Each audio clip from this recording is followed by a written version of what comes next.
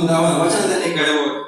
ಮಾಡಲು ಮಾಡಿಯು ಕೇಳಿ ನೀನಾರಂಭನೆಂದು ನಾ ಶಿವನ ಬೇಡದವನೆಂಬ ಸರ್ವಜ್ಞ.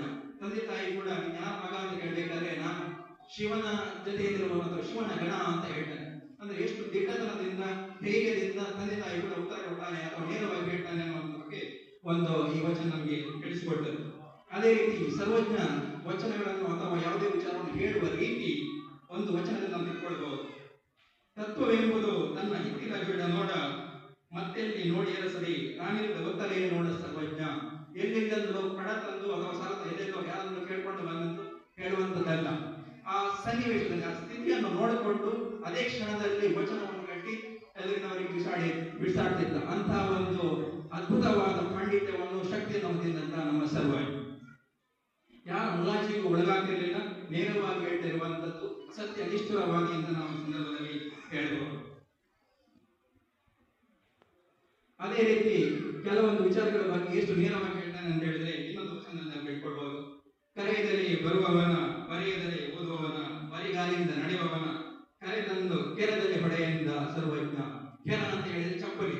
ಕರೆಯಲ್ಲಿ ಯಾರಾದ್ರೂ ಬಂದ್ರೆ, ನಮ್ಮ ಒಂದು ಕಾರ್ಯಕ್ರಮ ಬಂದ್ರೆ ಅವನು ಕೆರದಲ್ಲಿ ಹೊಡೆಯುವ ಚಪ್ಪಲಿ ಹೊರಟು ಕಳಿಸ್ಬೇಕು ಅಂತಂದ್ರೆ ಒಂದು ಶಿಷ್ಟಾಚಾರವನ್ನು ಪಾಲಿಸಬೇಕನ್ನುವಂತ ಒಂದು ನಿಯಮವನ್ನು ಸರ್ವಜ್ಞ ನಮ್ಗೆಲ್ಲರಿಗೂ ತಿಳಿಸಿಕೊಡ್ತಾ ಇದ್ದಾನೆ. ಅದು ನಾವೆಲ್ಲರೂ ಭಾವಿಸ್ಕೊಳ್ಬೇಕು. ನಮ್ಮನ್ನು ಆಹ್ವಾನಿಸಿದಾರೋ ಇಲ್ಲೋ ನಾವು ಅಲ್ಲಿ ಹೋಗ್ಬೇಕೋ ಬೇಡವೋ ಅನ್ನುವಂಥದ್ದನ್ನು ನಿರ್ಧಾರ ಮಾಡ್ಕೊಂಡು ನಾವು ಮುಂದುವರಿಬೇಕು.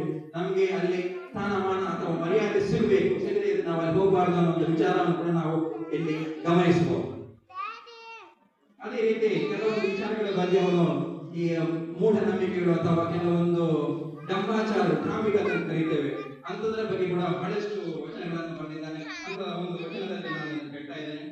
ನಿತ್ಯ ನೀರು ಮುಳುಗುವವನು ಹತ್ತಿದಡೆ ಸ್ವರ್ಗವನು, ಎತ್ತಿ ಜನ್ಮವನ್ನು ಜಲದಿಂದ ಕಪ್ಪೆಯು ಹಾಕದೇಕೆಂದ ಸರ್ವಜ್ಞ. ಕಪ್ಪೆಯು ನೀರಲ್ಲೇ ಹುಟ್ಟಿ ನೀರಲ್ಲೇ ಬೆಳೆಯುವಂತಹದ್ದು.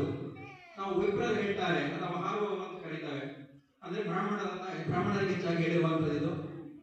ನೀರಲ್ಲಿ ಮುಳುಗಿ ಸ್ನಾನ ಮಾಡಿದವನು ಪರಿಶುದ್ಧ ಅನ್ನುವಂಥ ಒಂದು ಸ್ವರ್ಗಕ್ಕೆ ನೇರವಾಗಿ ಹೋಗಬಲ್ಲ ಅನ್ನುವಂಥ ಕಲ್ಪನೆಯನ್ನು ನಮ್ಮ ಶೂದ್ರ ಜನಾಂಗದಲ್ಲಿ ಬೀತಿದಂಥವು ಅಂಥವರಿಗೆ ಒಂದು ಎದುರೇಟನ್ನು ಕೊಟ್ಟಂತಹ ಒಂದು ಸರ್ವಜ್ಞ ಹೇಳ್ತಾನೆ. ನೀರು ಮುಳುಗಿದವನು ಸ್ವರ್ಗಕ್ಕೆ ಹೋಗುವುದಾದರೆ ನೀರಲ್ಲೇ ಹುಟ್ಟಿದಂತಹ ನೀರಲ್ಲೇ ಬೆಳೆಯುವಂತಹ ಕಪ್ಪೆಯಾಗಿ ಹೋಗಬಾರದು ಅಂತ. ಅಂದ್ರೆ ಕಪ್ಪೆಗೂ ನೀರಲ್ಲಿ ಮುಳುಗುವ ವಿಪ್ರಣಿಗೆ ಯಾವುದೇ ವ್ಯತ್ಯಾಸ ಇಲ್ಲ, ಎಲ್ಲರೂ ಒಂದೇ ಅನ್ನುವಂತ ಒಂದು ತತ್ವವನ್ನು ಇಲ್ಲಿ ಈ ಒಂದು ವಚನದಲ್ಲಿ ಹೇಳ್ತಾ ಇದ್ದಾನೆ. ಈ ನಮ್ಮ ಸರ್ವಜ್ಞನಂತೆ ಅಥವಾ ಸರ್ವಜ್ಞಾನಿಗೆ ಸಮಾನ ಅಥವಾ ಯಾರು